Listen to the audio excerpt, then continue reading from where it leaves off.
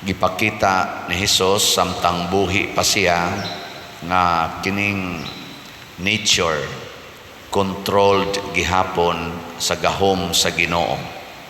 Nya kon kining maong gahom sa Ginoo mulihok din hinato, we can also control nature or atong makontrolar ang kaning kinaiyahan.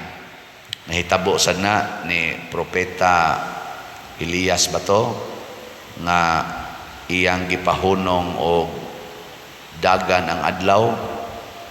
Diya say usa nga iyang kisa sa tong propeta gipabalik niya ang sa iyas bato, gipabalik niya ang kanini ang siga sa adlaw, pabalik. So makontrol ra gyud na kamo, nakasuway na mo control nang litan ang imong kana namagutay batasan nga mayon ka inana mangyud ko, mao na mangyud na ako, mao na akong nature.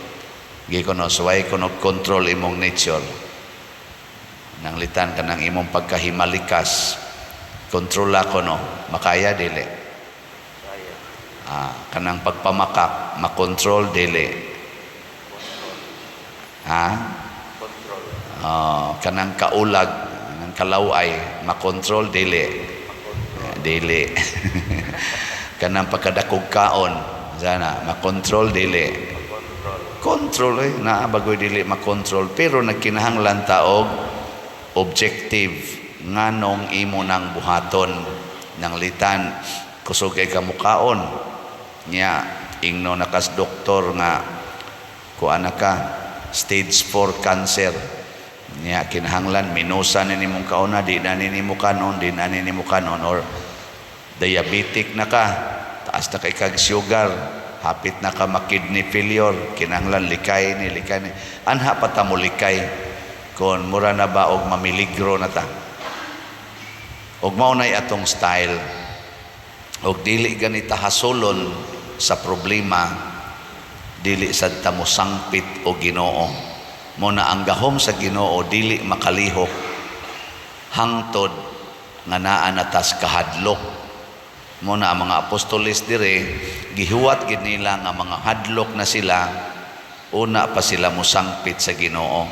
Sa wa pa sila mahadlok og maayo, anarang Ginoo diha nila natugra. Natug. Kumusta marong Ginoo diha sa imong kinabuhi? Nagmata o natug? Labi nagmaayo ang sitwasyon, way sangpit-sangpit Ginoo, natugra gyud. Hasta pa gani ini grosaryo, matug lang yapon. Matug, wag yun. Ano bang gitawag na to bag ang gahom sa Ginoo, dormant sa atong kinabuhi. Ug mao nay nahitabo diri sa Sodom and Gomorrah, gisgutan sa unang pagbasa. Kinsa ra may active na naggamit sa gahom sa Ginoo? Si Lot ug ang iyang pamilya. The rest active kay sila sa ilang pagpakasala, siging himog sala. Ang Ginoo gipakatug lang. Ug unsa may nahitabo, miabot nila ang kadaot, ang kamatay, niuan og asupre nga kalayo tungod kay wa naman sila'y relasyon sa Ginoo. Mo ni kuyaw kayo, mo na ingos Kristo, nganong nahadlok man mo pagkagamay sa inyong pagsalig or pagtuo, pasabot nganong hatagan man lang ninyo o gamay kaayong luna ang Ginoo diha sa inyong kinabuhi. Nya the rest mura magkamuray galihok. Mo nang na-stress ron ang kalibutan mga igsoon, kasagaras mga tao na na-stress og maayo ngano man tungod kay ang active kaayong naglihok sa tong kinabuhi to give us the good things nga atong gikinahanglan. Ang aktibo kayong galihok mao ang atong hunahuna ug ang atong lawas. Hapit di matog sa pagpangitag kwarta, di na gani kasimba tungod sa pagpangwarta, kay paras kaluwasan sa iyang problema aron makakaon, makabalay, makayuta, makapaeskwela's mga anak, datong sa kabit, apil man na usahay, no? Aron makasugal, makainom, busy kay tana. Pero aron magampo, aron ang Ginoo mo'y motudlo unsay buhaton, minus kayo. Nya mauna ni ang problema karon. Nya lingi ako no na imong tupad. Ing na mustaman karon, malinawon ka o daghag problema.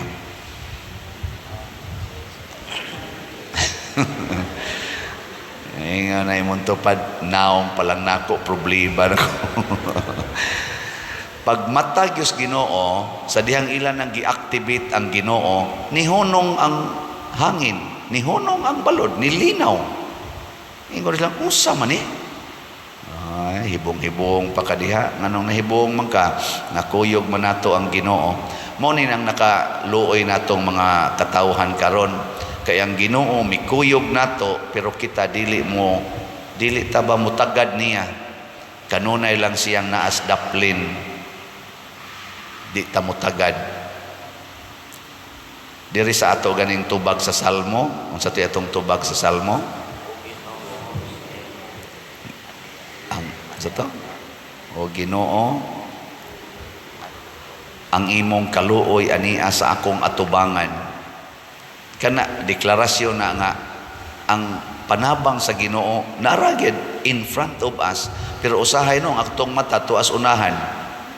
Di ba nay usahay nga kanang naa kay ako na madyo ko'y mga taong wa kauyon ako, pari pagay ng uban. Kanang ini kasugat na to bas kanang tao nga wa gyud kauyon nato, di siya kakita. Kasi imong atubangan ang iyang mata tuas unahan, kabantay man na. Pranang pari nga di kauyon ninyo, nya naroy mo simba din nga wa kauyon ang pari. Magwali ang pari ato magtanaw sa atok. Maigsuon ana, di mo tanaw nimo kay umang kauyon. Pero makauyon ka, tutok yung kasnaw. Di ka na be, lingi ako no imong tupad. Tutoki ko no ang mata ka. Ilhan akong nakauyon ka, sige. Na to na. Ang uban wa mo tutok nganuan, wa ka kauyon. Luoy kay Ginoo, naas atong atubangan, matud pa diri ang iyang kaluoy, naas atong atubangan, pero dili ta mohangyo niya kay murag ato siyang i-overlook. Tuata nagtan-aw sa unahan, panalitan og wa tay kwarta, unsa may tan-awon, asa ka rong nagpautang, asa ka takautang ani nga gamay pag-interest. Sige pangita ng pangutang, di gyud mingon asa kang Ginoo ron. Kakita man yung Ginoo aning pagkawa na ko'y kwarta. Ana, Ginoo mo'y pangita, dili to magpautang.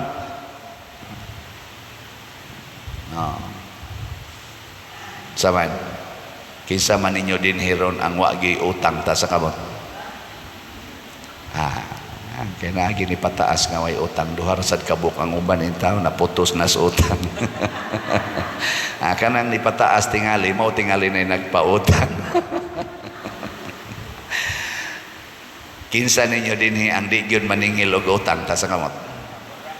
Arang-arang kay daghan ang niisa kana mo na sila mangutangay.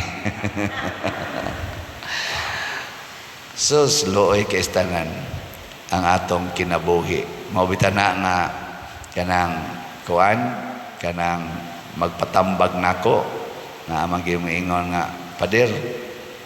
Again, eroy nag-takes na ako. Ngayon siya, di lang sa nako dawaton akong bana pa diroy. Kay nangabit pagyod, gibiyaan pagyod ko, naapagid siya anak sa iyang kabit, niya ang amo pagyong anak, nga bugtong na mong anak, di pagyod ang kunon, ingnon pagyod ko nga anak kuno na sa laing laki. Niya siya noon nga dunay anak sa laing babae, mao pagyod mamasangil nako nga ang among anak sa laing kuno ng laki. Ang iyang binuhatan ari ipahid nako, di na madaha pa dire. Hana siya nya wa pa lang ko mo reply kay naminaw man sa turo no.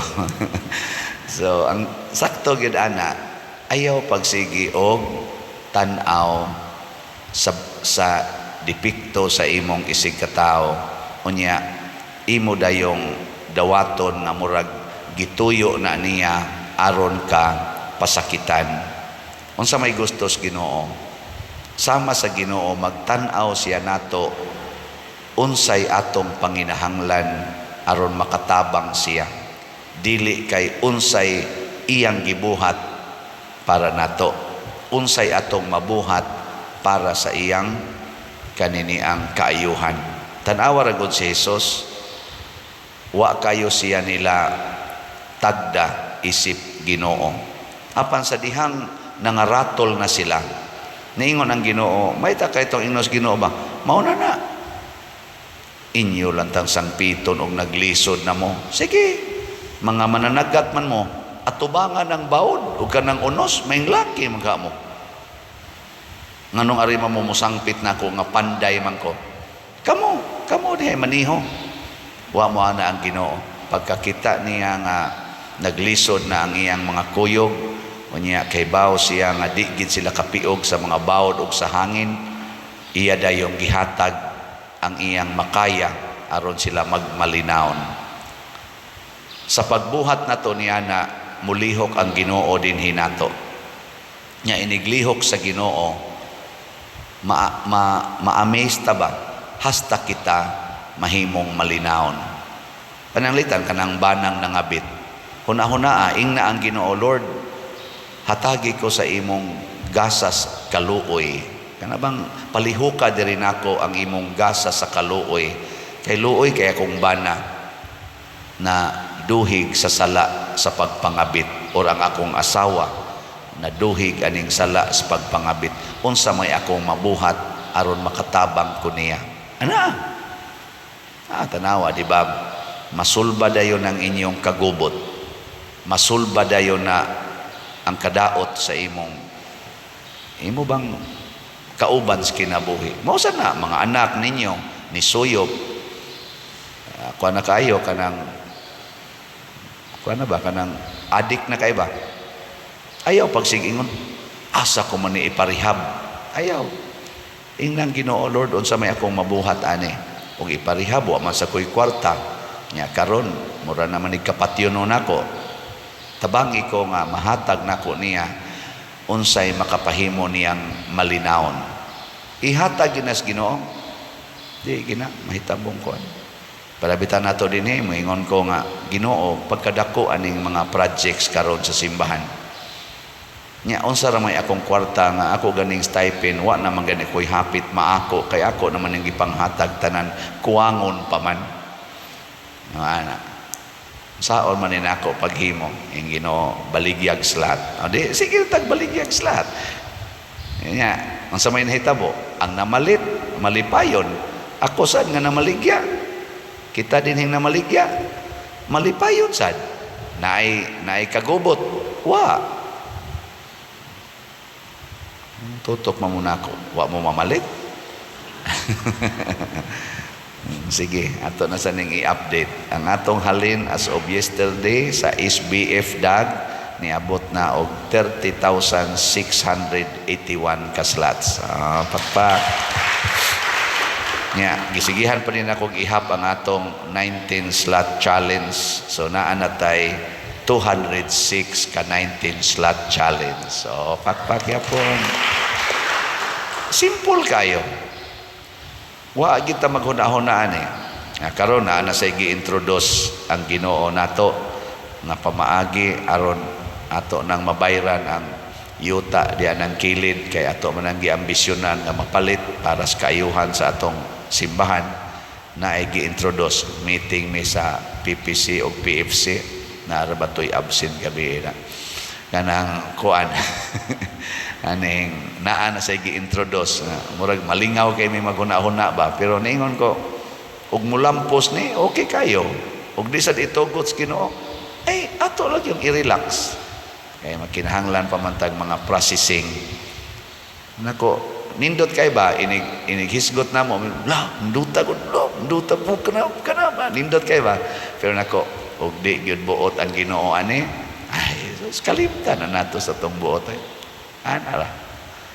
Di kita muratol ba kay kinsa ra gud tang makapatuman ana mga proyektong dagko, pero gitugot anong dili man nato buhaton kaysa maggubata, kaysa magpinatyanay ta, kaysa magkinihaay ta, magbinungulay ta, magkinusmuray tas atong naong muratag na igog bagyo og unos. Sunugon tas Ginoo ni ana sama sa iyang gibuhat sa Gomora og sa Sodoma.